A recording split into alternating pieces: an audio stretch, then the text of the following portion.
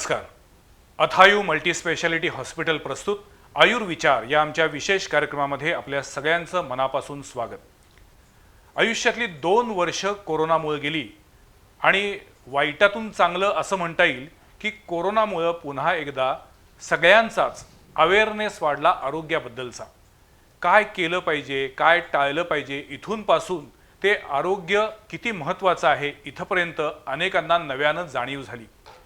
गेल्या काही वर्षामध्ये सातत्यानं 2 आजारांबद्दल, 2 व्याधींबद्दल खूप चिंता व्यक्त होतीये. त्यापैकी एक आहे हृदयरोग आणि दुसरा मधुमेह. मधुमेह तुम्हाला हळूहळू मरणाच्या दिशेने नेतो असं म्हणतात, तर हृदयरोगाचं मात्र उलट आहे. कधी अटॅक येईल आणि कधी आयुष्य संपेल सांगता येत नाही. या पार्श्वभूमीवरती आज आपल्याला हृदयाचं आरोग्य आणि हृदयाचं आरोग्य जपण्यासाठी काय केलं पाहिजे, काय टाळलं पाहिजे याबद्दल माहिती जाणून घ्यायची आहे. आणि त्यासाठी आज आमच्या स्टुडिओमध्ये अथायू मल्टीस्पेशालिटी हॉस्पिटलमधील 2 तज्ज्ञ डॉक्टर आलेले आहेत. मी स्वागत करतो आमच्या स्टुडिओमध्ये cardiac surgeon doctor Amol Dharmadhikari sir यांचं. त्याचबरोबर आजच्या चर्चेमध्ये आपल्याला माहिती देण्यासाठी आलेले आहेत कार्डिओलॉजिस्ट डॉक्टर निशाद चिटणीस सर. दोघांचंही स्वागत आहे. खरं तर आपल्या मराठी हिंदी फिल्मसृष्टीमध्ये किंवा साहित्यामध्ये हृदय म्हणजे दिल याला अतिशय महत्त्व आहे आणि त्याच्यावरती अनेक गाणी आहेत. पण हृदय कसं असतं हे मात्र तुम्हीच जाणता. म्हणजे कुणाच्या हृदयाला काय अडचण आहे, कुणाच्या हृदयाची काय व्यथा आहे ही खऱ्या अर्थानं तुम्हाला कळते मेडिकल सायन्सच्या दृष्टीनं. आज आपण जे बोलणार आहोत तेच हृदयविकार टाळण्यासाठी किंवा हृदयाचं आरोग्य जपण्यासाठी काय केलं पाहिजे याच्याबद्दल. आणि एकूणच हृदयविकार वाढत असताना आपल्याला एक जी भीती असती त्या भीतीतून पुन्हा एकदा भीत्या पाठी ब्रह्मराक्षसाची म्हण आहे, त्यामुळे पुन्हा एकदा टेन्शन येतं आणि त्याच्यातून पुन्हा एकदा हृदयाचे आजार वाढतात का ही एक शंका आहे. सो आपण या विषयावरती विस्तृतपणे बोलणार आहोत. मी पहिल्यांदा धर्माधिकारी सर तुम्हाला विचारतो की मुळात हृदयाचं काम सगळ्यांनाच ऐकून माहिती आहे, ते म्हणजे रक्ताचं पंपिंग करायचं आणि रक्त शरीरात सर्व भागात पोचवायचं. हेच काम असतं की या व्यतिरिक्त अजून काही हृदय काम करतं? ॲक्च्युली हृदयाचं मेन काम हेच आहे की बाबा जे काही अशुद्ध रक्त शरीरामधनं येतं ओके, ते घेऊन ते पंप करतं फुफ्फुसाला. अच्छा. आणि फुफ्फुसामध्ये ते रक्त शुद्धीकरण होतं, त्याच्यामध्ये ऑक्सिजनेशन होतं, ते परत हृदयाच्या डाव्या बाजूला येतं आणि मग डाव्या बाजूच्या हृदयाचे जे कंपार्टमेंट्स आहेत ते अख्ख्या शरीराला पंप करतात शुद्ध ऑक्सिजनेटेड ब्लड. अच्छा, ते हृदयाचं मेन काम आहे. अच्छा. पण जेव्हा हृदयविकार असं आपण म्हणतो त्यावेळी नेमकं पंपिंग कमी झालेलं असतं की त्या ज्या व्हेन्स असतात त्या व्हेन्समध्ये काही प्रॉब्लेम आलेले असतात की रक्ताची ज्याला आपण म्हणतो की थिकनेस वाढलेला असतो? हृदयविकार हे एक ब्रॉड टर्मिनॉलॉजी आहे. ब्रॉड टर्मिनॉलॉजी म्हणजे की बाबा जन्मजात हृदयविकार सुद्धा असू शकतात की बाळाचं जेव्हा आतमध्ये आईच्या गर्भामध्ये जेव्हा बाळ डेव्हलप होत असतं त्यावेळेला त्याच्या हृदयाचं जे काही कंपार्टमेंट तयार होणे, जी काही ग्रोथ होणे, त्याच्यामध्ये जर काही डिफरंट वे झाला तर त्याच्यामध्ये ते विकार होऊ शकतात. किंवा जन्मल्यानंतर समजा आता असं आहे की काही वर्षानंतर आपल्याला दिसून येतं की हृदयामध्ये ज्या 4 झडपा आहेत त्यातल्या 4 झडपांना काही विकार होणे, झडप खराब होणे, त्याच्यावरती कॅल्शियम जमा होणे किंवा इन्फेक्शनमुळे झडप खराब होणे आणि ती लीक होणे, हे झडपेचा आजार. आणि दुसरा म्हणजे जसं तुम्ही म्हटला की हृदयाच्या रक्तवाहिनीमध्ये ब्लॉकेजेस होणे, हे वेगवेगळ्या प्रकारचे हृदयाचे विकार आहेत. म्हणजे असा टर्मिनॉलॉजी आहे. पण मुळात ब्लॉकेजेस का होतात, काय कारण आहे? ब्लॉकेजेस होण्याचं कारण असं आहे की त्याच्यामध्ये युजली कोलेस्ट्रॉलच्या गाठी, ज्याला चरबीच्या गाठी म्हणतो, किंवा कॅल्शियम त्याच्यामध्ये जे डिपॉझिट होतात ते रक्तवाहिनीमध्ये आतमध्ये डिपॉझिट होतं की जेणेकरून रक्त पुरवठ्याला अडथळा निर्माण होतो आणि हृदयाच्या त्याच्या पुढचा जो भाग आहे ब्लॉकच्या पुढं त्या हृदयाच्या मसलला रक्तपुरवठा व्यवस्थित मिळत नाही आणि त्याच्यामुळं मग पेशंटना छातीत दुखणे आणि ते एकदम जर बंद झाली तर हार्ट अटॅक येणे, अशा गोष्टी होऊ शकतात. चिटणीस सर, आपण कार्डिओलॉजिस्ट आहात. पूर्वीच्या काळी जर पेशंटला तपासायचं असेल तर सर्वसाधारणपणे प्राथमिक तपासणी म्हणजे काय तर ECG होती. आता त्याची जागा त्याच्याबरोबरीनं अँजिओग्राफीमध्ये घेतलेली आहे. ECG आणि अँजिओग्राफीत काय फरक आहे नेमका? अँजिओग्राफी ही प्राथमिक तपासणी नाही आहे. बरं. प्राथमिक तपासणी ECGच असते आणि ECG नंतर आम्ही एकोकार्डिओग्राफी करतो बर आणि त्यानंतर अँजिओग्राफी होते. बर ECGचं काय काम असतं की ते बेसिकली हृदयाचे इलेक्ट्रिकल ॲक्टिव्हिटी जे म्हणतात, ठोके नियमित आहेत का, ह्याचं दृष्टिकोन देतं. पण जेव्हा हृदयाला रक्तपुरवठा कमी होतो तेव्हा ज्या भागातून रक्तपुरवठा कमी होतो त्या भागात इलेक्ट्रिकल ॲक्टिव्हिटी जी असते ती बदलते. आणि ही बदलल्यामुळं ते ECGवरती आपल्याला दिसतं की इथं हार्ट अटॅक आलेला आहे. समजा अँटिरियर वॉल म्हणजे पुढच्या भागावरती हार्ट अटॅक आलेला आहे किंवा खालच्या भागावरती हार्ट अटॅक आलेला आहे, हे ECGवरती दिसतं. अच्छा एकोकार्डिओग्राफीमध्ये आपल्याला दिसेल की हार्टचं पंपिंग कसं आहे, कुठला भाग कमकुवत पडला आहे, कुठला नाही, झडपे व्यवस्थित आहेत का, बाकी जे शरीराचे जे 2 महत्त्वाचे मेन जे पाईप आहेत ज्याच्यातून रक्तपुरवठा जातो, एओर्टा शरीराला आणि पल्मनरी आर्टरी फुफ्फुसांना, त्यांची व्यवस्था नॉर्मल आहे का, हे आपल्याला एकोकार्डिओग्राफीवरती दिसेल. आणि अँजिओग्राफी ही तपासणी असते ती हृदयांच्या ज्या रक्तवाहिन्या आहेत त्यांची सिच्युएशन कशी आहे, त्याच्यात ब्लॉकेज आहे का. अच्छा अँजिओग्राफीमध्ये आपण तो हा नंतरची स्टेज झाली. म्हणजे सगळ्यात शेवटची तपासणी म्हणजे अँजिओग्राफी, ज्याच्यामध्ये रक्तवाहिन्यांचं आरोग्य तपासलं जातं. बरोबर. पण मला सांगा, तुम्ही आता म्हटलात की हृदयाला जो रक्तपुरवठा होत असतो तोच मुळात कमी झालाय का हे तपासलं जातं. पण मुळात हृदयाला रक्तपुरवठा होतो कुठनं? शरीरातल्या संपूर्ण सगळ्या वाहिन्या हृदयातच रक्त आणून सोडतात? नाही नाही नाही, हृदयाला त्याच्या स्वतःच्या रक्तवाहिन्या असतात. बर जे एओर्टामधून हृदयातून एओर्टा निघतो. एओर्टा हा पूर्ण शरीराला रक्तपुरवठा देत असतो. बर एओर्टाच्या सर्वात प्रथम जे शाखा आहेत ते हृदयाला असतात. कोरोनरी आर्टरीज म्हणतात त्यांना. 2 कोरोनरी आर्टरीज असतात, एक डाव्या बाजूची आणि एक उजव्या बाजूची. डाव्या बाजूच्या 2 मोठ्या शाखा असतात. तर ते एक लेफ्ट अँटिरियर डिसेंडिंग, म्हणजे ते हृदयाच्या समोरच्या भागावर खाली जाते म्हणून अँटिरियर डिसेंडिंग नाव देतो. आणि दुसरं असे सर्कमफ्लेक्स, म्हणजे ते हृदयाला बेसिकली हृदयाला बाजूने असं सरकते. आणि उजव्या बाजूची राईट कोरोनरी. हे 3 मेजर रक्तवाहिन्या आहेत. आता जेव्हा एखाद्या माणसाला त्याच्या छातीचे ठोके अनियमित आहेत असं जेव्हा वाटायला लागतं किंवा चालल्यानंतर पळाल्यानंतर धाप लागायला लागती, त्यावेळेला त्यानं सगळ्यात पहिल्यांदा ECG करून घेणं आवश्यक असतं. बरोबर. पण ज्यावेळी तो तुमच्याकडे येतो आणि तुम्हाला लक्षात येतं की त्याच्या एखाद्या व्हेनमध्ये किंवा ज्याला तुम्ही रक्तवाहिनीमध्ये ब्लॉकेजेस आहेत असं जेव्हा लक्षात येतं, त्यावेळी त्या रुग्णावरती अँजिओप्लास्टी करायची की त्याची बायपास सर्जरी करायची हे ठरवतं कोण? आता एक तर आपल्याला हे बघायला लागतं अँजिओग्राफीवरती की ब्लॉकेजेस किती आहेत आणि त्याची संख्या किती आहे, किती प्रमाणात ब्लॉकेजेस आहेत, तिन्ही रक्तवाहिन्यांमध्ये आहे का, तीव्रता तीव्रता पर्सेंटेज किती पर्सेंटेज एक गोष्ट झाली. टोटल किती ब्लॉकेजेस आहेत जे तीव्र आहेत. बर समजा एका माणसाला 5, 6, 7, 8 ब्लॉकेजेस असले तर अँजिओप्लास्टी करणं डिफिकल्ट आहे आणि त्याचं लॉंग टर्म आउटकम चांगले नसतात. बर असल्या पेशंट्सना बायपास केलेलं कधीही चांगलं. बर किंवा जोडाच्या ठिकाणी जेव्हा ब्लॉकेजेस असतात, एखाद्या जोडाच्या ठिकाणी ब्लॉकेज असला तर गोष्ट वेगळी आहे. पण प्रत्येक जोडाला जर ब्लॉकेजेस जर असले तर ते प्रत्येक जोडाच्या ठिकाणी आपल्याला बायफर्गेशन स्टेंटिंग करायला लागते. म्हणजे एक स्टेंट असं जाणार, एक स्टेंट त्याच्या आतून दुसरा स्टेंट जातो. तर ह्याच्यात परत लॉंग टर्म रिझल्ट्स हे जरा लिमिटेड असतात. तर बरेच अशा जोडाच्या ठिकाणी ब्लॉकेजेस असले तर बायपासच करायला पाहिजे. कॅल्शियम जास्त असलं तर बायपास करायला पाहिजे. ब्लॉकेजेस जर कमी असले, कॅल्शियम खूप जास्त नसलं तर अँजिओप्लास्टी चांगला उपाय होतो. आणि आणखीन एक सिच्युएशन जेव्हा अँजिओप्लास्टी आपण प्रिफर करतो की जेव्हा इमर्जन्सी असते, हार्ट अटॅक आता चालू आहे, तेव्हा आपण बायपास करू शकत नाही हार्ट अटॅक चालू असताना. तेव्हा आपण काय करणार, कुठल्या ब्लॉकेजमुळे हार्ट अटॅक येतोय तो बघायचा आणि तेवढं सोडायचं, बाकीचा नंतर. बर पण म्हणजे रुग्णाच्या एकूण परिस्थितीनुसार तुम्ही तो निर्णय घेता. बरोबर. पण मला सांगा की आपल्याकडे भारतामध्ये ओपन हार्ट सर्जरी ज्याला बायपास म्हणतो हे साधारण किती वर्षापासून सुरू झाली? भारतामध्ये सुरू झालेली आहे त्याला आता एक 40-50 वर्ष तरी आहेत. सुरुवातीला मुंबईमध्ये आणि चेन्नईमध्ये ते सुरू झालं. त्यावेळेला अगदीच प्राथमिक स्टेजमध्ये ते सुरुवात झाली हार्ट सर्जरीला, ओपन हार्ट सर्जरीला. हळूहळू मग जसे जसे लोक बाहेर जाऊन ट्रेन होऊन सर्जन्स येऊ लागले तसं जी काही टेक्नॉलॉजी वेस्टर्न वर्ल्डमध्ये अब्रॉड अवेलेबल आहे ती आपल्याकडे येऊ लागली.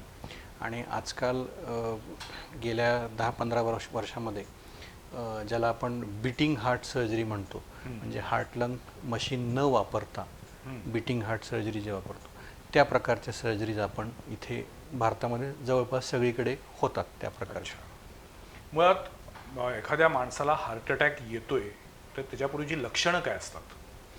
हार्ट अटॅक येतानाची लक्षणं सगळ्यात महत्त्वाचं लक्षण म्हणजे पेशंटला छातीत दुखणे. बरं प्रत्येकाला छातीत दुखेलच असं नाही. बरं म्हणजे असं पण होतं की लोक विचारतात की मला तर छातीत दुखलं नाही आणि डॉक्टरनी मला हार्ट अटॅक आहे असं कसं सांगितलं. छातीत दुखणे, खांदा दुखणे, मग तो डावा असेल किंवा उजवा असेल. बरं लोक उजव्या खांद्याचं दुखणं असं म्हणतात की उजव्या खांद्याला आहे त्याच्यामुळे तो हो, हार्टचं काही त्रास नसेल, नाही. तसं नाही. हो. ते असू शकेल. पाठीमध्ये दुखणे, दोन आपले जे पाठीचे मसल त्याच्यामध्ये दुखणे, हे सुद्धा होऊ शकतं. पित्त असल्यासारखं सुद्धा सेन्सेशन कधी कधी जळजळतं. जळजळतं, ते सुद्धा एक त्याच्यामध्ये आहे. किंवा लोकांना असं वाटतं की बाबा पित्तच आहे आणि मग पित्ताच्या गोळ्या घेत राहतात. ते सुद्धा एक हार्ट अटॅकचं लक्षण येऊ शकतं.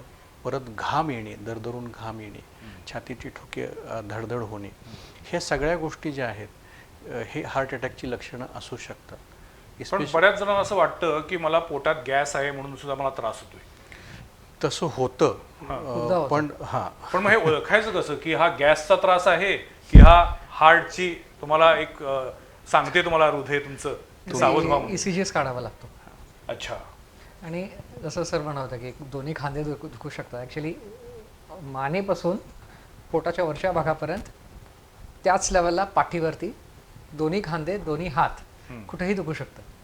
बर तर ते कधी कधी खूप अवघड जातं आणि काय लोकांना काहीच त्रास होत नाही बिलकुल. त्याला सायलेंट हार्ट अटॅक म्हणतात. फक्त चुकून ECG झालेला आहे आणि कळतं की ह्याला काही महिन्यापूर्वी किंवा वर्षापूर्वी हार्ट अटॅक येऊन गेलेला आहे, कळालंच नाही आहे. असं सुद्धा होतं. पण का म्हणजे हार्ट अटॅकचं किंवा हृदयविकाराचं प्रमाण वाढण्याची कारणं काय? प्रमाण आजकालच्या ह्याच्यामध्ये वाढण्याचं कारण म्हणजे लाईफस्टाईल. एक तर आपली लाईफस्टाईल की जी खूपच स्ट्रेसफुल आहे, प्लस आपलं जे काही आत्ता फूड आहे, फास्ट फूड आहे, और processed food, specially processed carbohydrates, हे जे आहे हे खूपच जास्त डेंजरस आहे आपल्या हृदयाच्या रक्तवाहिनी, हृदयाच्या म्हणण्यापेक्षा अख्ख्या शरीराच्या रक्तवाहिनीसाठी.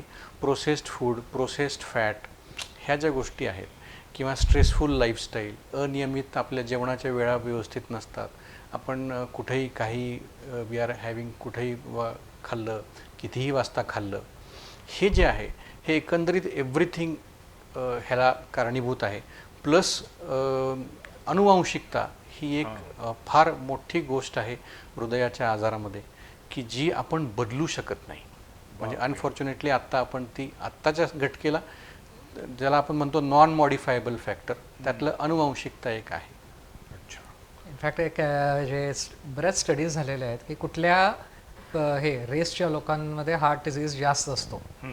आणि असं निघून आलं आहे की साऊथ एशिया म्हणजे भारतीय म्हणजे इंडियन सबकॉन्टिनेंट, भारतीय, पाकिस्तानी, श्रीलंकन्स, बर्मीज नाही सॉरी श्रीलंकन्स, बांगलादेशी, हे आपले जे आपली जो रेस आहे, ब्राउनीज आपण म्हणतो आपण स्वतःला, आपल्यात हार्ट डिझीजची रिस्क सर्वात जास्त आहे. बापरे. बाकी सगळ्या रेसेसपेक्षा जास्त. जेनेटिकली आपल्या ती रिस्क आहेच. पण एखाद्या माणसाला एकदा हार्ट अटॅक येऊन गेला की आयुष्यभर तो हृदयरोगी झाला? हो, म्हणजे कधीही हो. पुन्हा तो हार्ट Heart अटॅक attack येण्याचा येऊ शकतो. संभव आहे, त्यामुळे ती टांगती तलवार कायम राहणार. आहेच. एक हार्ट अटॅक, जे हार्ट अटॅक होऊन गेलेले लोक आहेत ते सर्वात हाय रिस्क असतात दुसरा हार्ट अटॅक असण्याचे. अच्छा. तर त्यामुळे त्यांना सर्वात जास्त काळजी घ्यायला लागते की एक तर ऑलरेडी हार्ट अटॅक येऊन गेलेला आहे, हृदयाला डॅमेज झालेला आहे, त्याची ट्रीटमेंट त्यांना चालू ठेवायलाच लागते. प्लस दुसरा हार्ट अटॅक येण्याची रिस्क ह्यांना सर्वात जास्त आहे, त्याची सुद्धा काळजी त्यांना घ्यायलाच लागते. पण समजा त्याची अँजिओप्लास्टी झाली असेल तर आता त्यातनं त्या धोक्यातनं तो बाहेर आला आणि इथून पुढे काही त्रास होणार नाही असं समजायचं का? पुन्हा नाही. अँजिओप्लास्टी पुन्हा काही वर्षांतर करावी लागते? ती घातलेली स्टेंट जी आहे शरीरातली ती खराब होऊ शकते का? नाही, आता जो स्टेंट आपण टाकतो 98% लोकांमध्ये परत त्याला काही होत नाही. 2% लोकांमध्ये कधी कधी स्टेंटच्या आत चरबीचा थरा परत जमा होतो. पण ऑलमोस्ट यू कॅन से 25 ते 30% लोकांमध्ये नवीन ब्लॉकेजेस येतात. आपण अँजिओप्लास्टी कुठे करतो, स्टेंट कुठे टाकतो जिथं जिथं ब्लॉकेज ब्लॉक आहे, होता तिथे. बाकीच्या रक्तवाहिनीला आपण काय हात लावत हो, नाहीये, हो. तिथं नवीन ब्लॉकेजेस होऊ शकतात. आणि त्याच्यासाठी आम्ही हार्ट अटॅक झाल्यानंतर किंवा अँजिओप्लास्टी झाल्यानंतर औषधांची जी लिस्ट असते ती त्याच्यासाठी असते की पुढं होण्याची रिस्क आपण कमी करतोय. पूर्ण टाळू शकत नाही पण आपण कमी करतोय. पण तुम्ही त्याच्यामध्ये जी औषधं देतात त्यामध्ये प्रामुख्यानं असतं ते म्हणजे रक्त पातळ करण्याचं औषध. या रक्त पातळ करण्याच्या औषधाचे पण काही आता साईड इफेक्ट दिसायला लागलेत असं म्हटलंय खरं साईड इफेक्ट्स सगळ्या औषधांचे असतात. बरं. आता कुठलंही रक्तपातळ करण्याचं औषध आपण दिलं तर रक्तस्राव होण्याची शक्यता असते, पण ही रिस्क एवढी जास्त नाही आहे जेवढा आपण विचार करतो.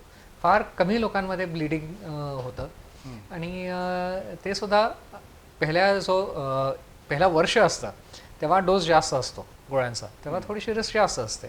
नंतर ती रिस्क हळूहळू कमी होत राहते आणि वर्षानंतर आपण डोस बऱ्यापैकी कमी करतो, तेव्हा फारशी रिस्क राहत नाही.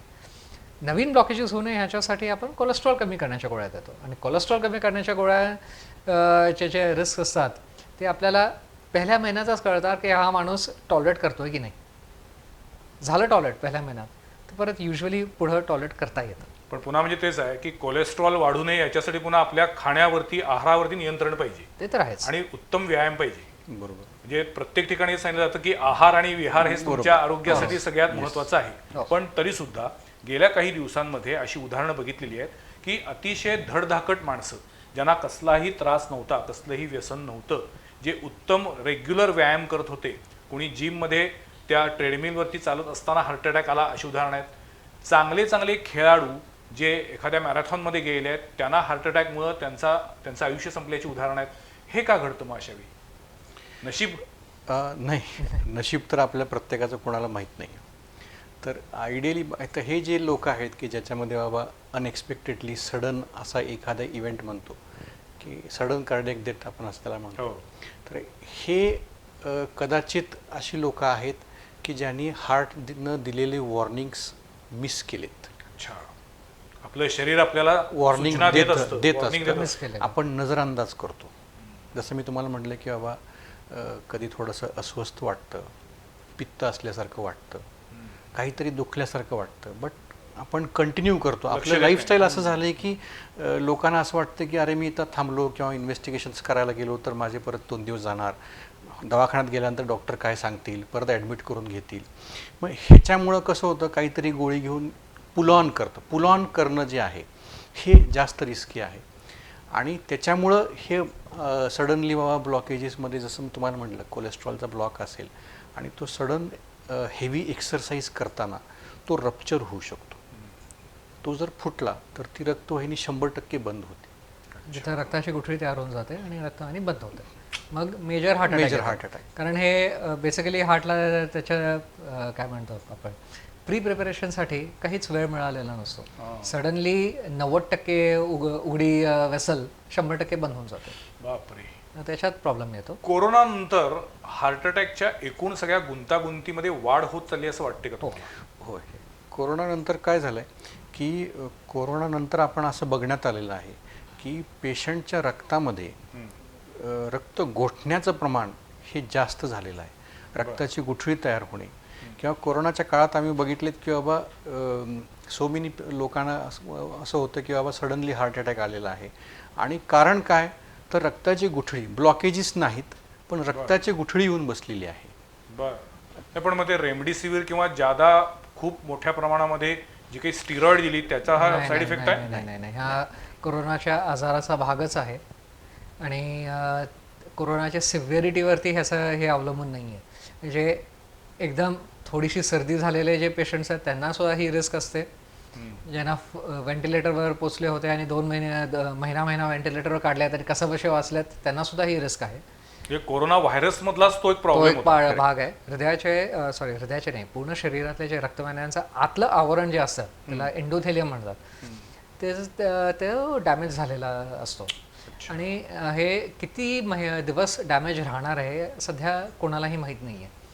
कोरोनाच्या नंतरचा पहिला 1 ते 3 महिने जो त्याच्याबद्दल एक असा एक समज आहे किंवा असा एक काही लोकांचा दावा आहे की कोरोना प्रतिबंधात्मक जी लस घेतली त्या लसीमुळे सुद्धा शरीरामध्ये ब्लॉकेजेस होण्याचं प्रमाण वाढले. फार फार कमी इन्सिडन्स आहे. म्हणजे एक 10,000 एखादा माणूस असा सापडणार. कोरोना रक्तात क्लॉट व्हायचं कारण काय मुळात? ते का तयार होते? जसं सर म्हणले आता व्हायरस की एंडोथेलियमला जो डॅमेज होतो, एंडोथेलियमला जर डॅमेज झाला तर तो डॅमेज रिपेअर करण्यासाठी शरीराची सिस्टीम असते की त्या ठिकाणी प्लेटलेट्स येऊन बसतात. अच्छा, गुठळी ते बसले की गुठळी तयार होते. शरीराला हे माहीत नाही की ते आत आहे, हृदयात आहे, कुठं आहे. रिपेअर करणं एवढंच. ते एंडोथेलियमला डॅमेज झाला आहे, तो रिपेअर करायचा आहे. रिपेअर करण्यासाठी तिथं प्लेटलेट्स येणार, बाकीचे सेल्स येणार आणि ते रिपेअर, शरीराच्या दृष्टिकोनातून ते रिपेअर झालं, आहे. पण ती गुठळी तयार झाली. पण चिटणीस सर, गेल्या 2 महिन्यामध्ये मी अत्यंत जबाबदारीनं बोलतोय, मी असे 5 केसेस बघितलेले आहेत की ज्यांची अँजिओप्लास्टी झाली. अँजिओप्लास्टी झाल्यानंतर ब्रेनमध्ये ब्लड क्लॉट झाला आणि त्यानंतर गुंतागुंत वाढत गेली आणि तो पेशंट गेला.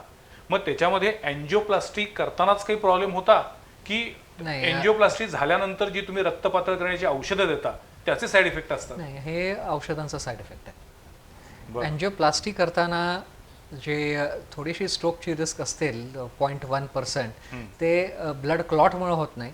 ते कॅल्शियमचा तुकडा मेंदूच्या रक्तवाहिन्यांमध्ये उडून ते रक्तवाहिनी बंद करतात आणि त्याला इन्फार्क्ट म्हणतात, म्हणजे त्याचा रक्तपुरवठा बंद होतो.